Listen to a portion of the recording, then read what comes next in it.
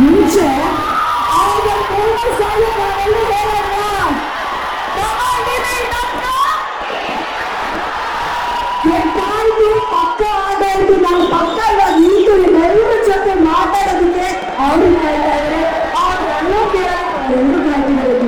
ಅಯ್ಯೋ ಅಯ್ಯೋ ಅಯ್ಯೋ, ಹುಷಾರಪ್ಪ ಹುಷಾರು.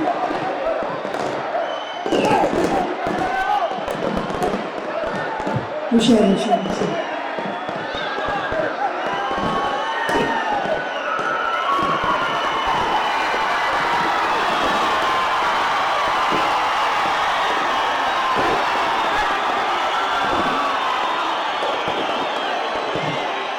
ಏನ್ ಗೊತ್ತಾ, ನೀವೆಲ್ಲರೂ ಆರಾಮಾಗಿ ಅಲ್ಲಿದ್ರೆ ಗಿಲ್ಲಿ ಅವರು ಜಾಸ್ತಿ ಹೊತ್ತು ನಮ್ಮ ಜೊತೆ ಬೇಡಿಕೆ ನೀಡಕ್ಕಾಗುತ್ತೆ ಅಲ್ವಾ?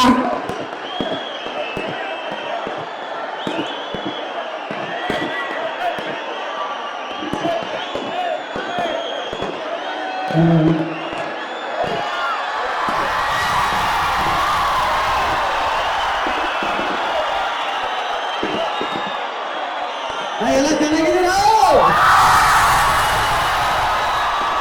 ನಿಜವಾಗ್ಲೂ ನಾನು ಮನೆಯಿಂದ ಬಿಗ್ ಬಾಸ್ ಮನೆಯಿಂದ ಆಚೆ ಬಂದ್ಮೇಲೆ ನನ್ನ ಲೈಫಲ್ಲಿ ಇದೇ ಫಸ್ಟ್ ಈ ತರ ಕ್ರೌಡು, ಇಷ್ಟೊಂದು ಎನರ್ಜಿ,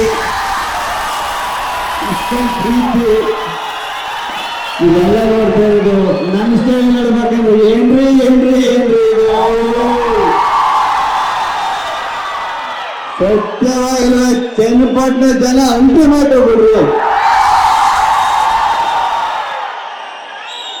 ಎಲ್ಲ ಬರೀ ಗಂಡ್ಮಕ್ಳು ಸೌಂಡ್ ಬರಲ್ಲ, ಹೆಣ್ಮಕ್ಳು ಸೌಂಡ್ ಮಾಡೋದಿಲ್ಲ ಅಂತ.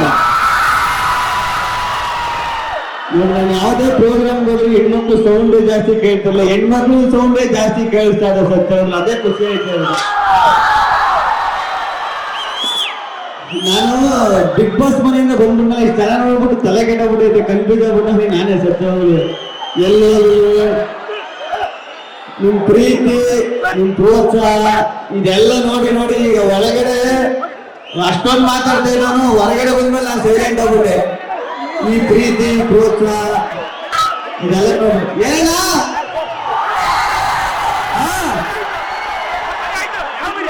ನೀವು ಒಡೆಯವರೇ ಬಂದಲ್ಲ, ನಾನು ಸ್ಟೇಜ್ ಮೇಲೆ ಕಚ್ಬಿಟ್ಟು ನನಗೆ ಭಯ ಆಗ್ಬಿಟ್ಟು.